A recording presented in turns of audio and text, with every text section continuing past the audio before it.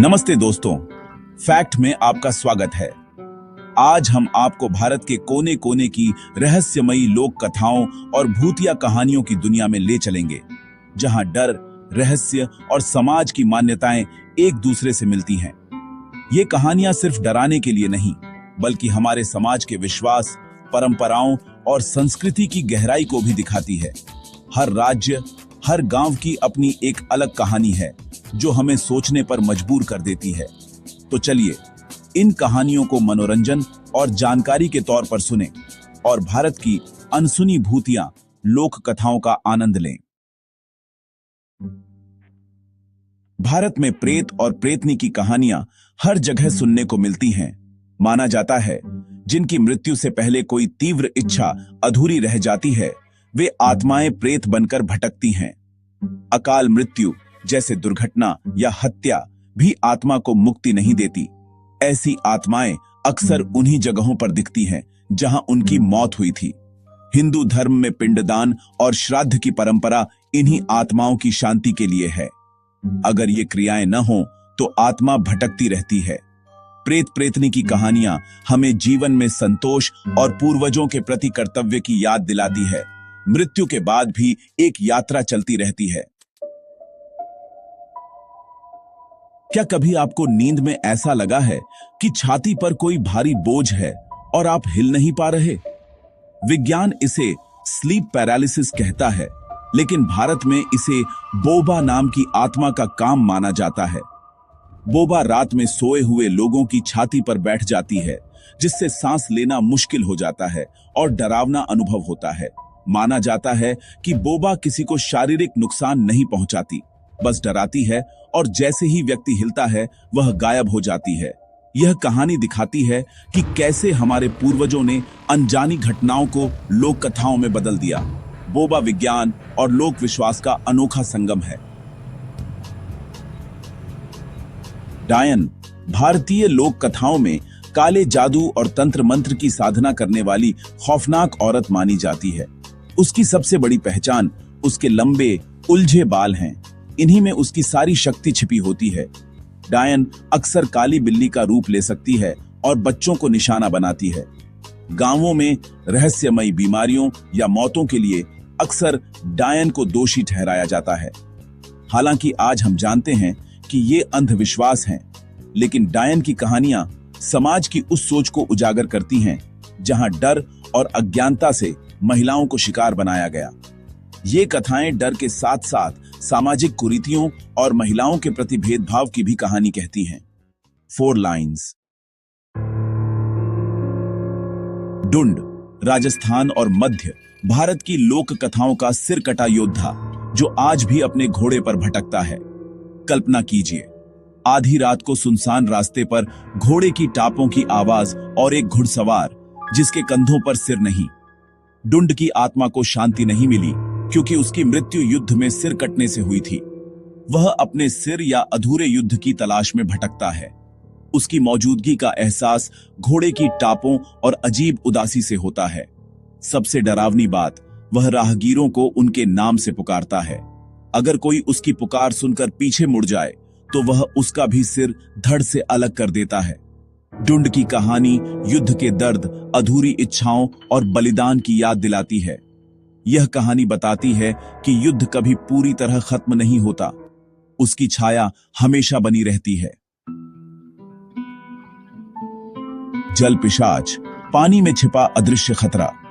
भारत की नदियों, तालाबों में रहने वाली ये आत्माएं उन लोगों की होती है जिनकी मौत डूबने से हुई। ये आत्माएं रात के समय सक्रिय होती हैं और अकेले आने वालों को अपनी माया से पानी के पास बुलाती हैं। जैसे ही कोई इनके झांसे में आता है, जल पिशाच उसे पानी में खींच लेते हैं। एक बार फंसने के बाद बचना मुश्किल। हर नया शिकार भी जल पिशाच बन जाता है और यह चक्र चलता रहता है। ये कहानियां हमें गहरे पानी के खतरों से सावधान रहने और प्रकृति का सम्मान करने का संदेश देती हैं।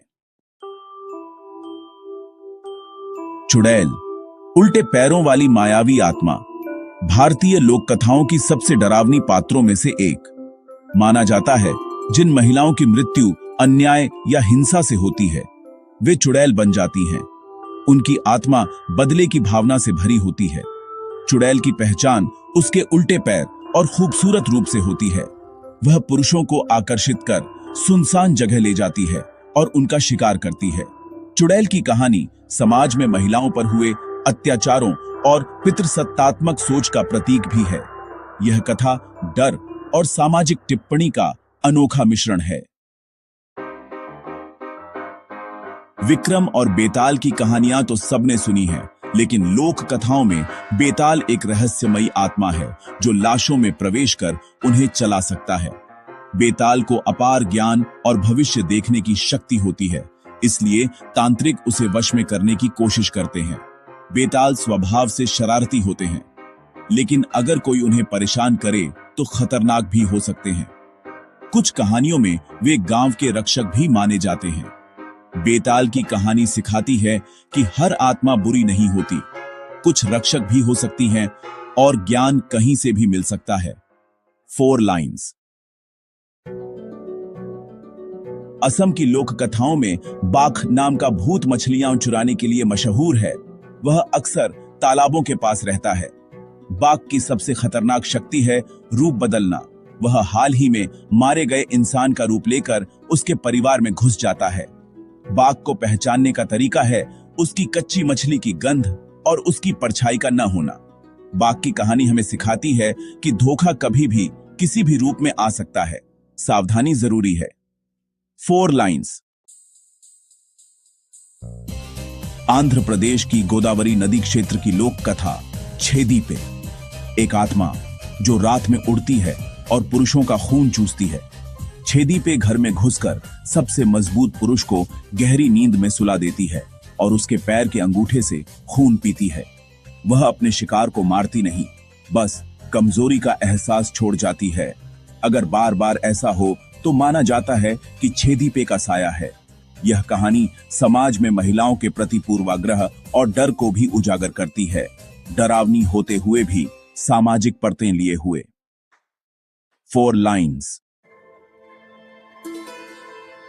बंगाल की लोक कथाओं में जोखो नाम का भूत खजाने का रक्षक माना जाता है। वह सिर्फ ईमानदार व्यक्ति को खजाना देता है। जोखो पेड़ों, तालाबों या हवेलियों के पास रहते हैं और लालची लोगों को सजा देते हैं। उनकी पूजा भी की जाती है। अगर खुश हो जाएं तो धन संपत्ति का वरदान देते हैं, लेकिन अपमान बर्दाश्त नहीं करते। जोखो की कहानी बताती है कि हर अलौकिक शक्ति बुरी नहीं होती, ईमानदारी और लालच के बीच फर्क जरूरी है। केरल की लोक कथाओं में ओडियन कोई भूत नहीं, बल्कि काले जादू में माहिर इंसान है जो औडी विद्या से जानवर का रूप ले सकता है। माना जाता है ओडियन गर्भवती महिलाओं को निशाना बनाते थे और उनके भ्रूण से खास तेल बनाते थे जिससे वे रूप बदल सकते थे। जानवर का रूप लेने पर भी उनके शरीर का कोई हिस्सा इंसानी रह जाता है। अगर पहचान लिया जाए तो वे कमजोर हो जाते हैं। ओडियन की कहानियां अंधविश्वास और शक्ति की भूख के खतरनाक परिणामों की याद दिलाती हैं। 4 लाइन्स। बंगाल की निशिर डाक। रात में किसी अपने की आवाज में पुकार, जो असल में एक मायावी आत्मा होती है। निशी अपने शिकार को प्रियजन की आवाज में बुलाती है और सुनसान जगह ले जाकर उसकी जान ले लेती है। मान्यता है कि निशी सिर्फ 2 बार पुकार सकती है। तीसरी बार तक इंतजार करने पर वह कुछ नहीं बिगाड़ सकती। यह कहानी हमें सिखाती है कि रात के अंधेरे में अनजानी आवाजों पर भरोसा न करें, सतर्क रहना जरूरी है। तो दोस्तों, ये थी भारत के अलग अलग कोनों से कुछ रहस्यमयी और डरावनी लोक कथाएं। हर कहानी में छिपा है समाज, संस्कृति और डर का अनोखा रंग। ये कथाएं सिर्फ डराने के लिए नहीं, बल्कि हमें हमारी सांस्कृतिक विरासत, नैतिकता और प्रकृति के प्रति सम्मान की याद दिलाती है। अगर आपको ये वीडियो पसंद आया हो तो लाइक, शेयर और सब्सक्राइब जरूर करें। और याद रखिए, ये सब लोक कथाएं हैं, मनोरंजन और जानकारी के लिए। अगली बार कोई अजीब आवाज सुने तो मुस्कुराइए और इन कहानियों को याद कीजिएगा। धन्यवाद।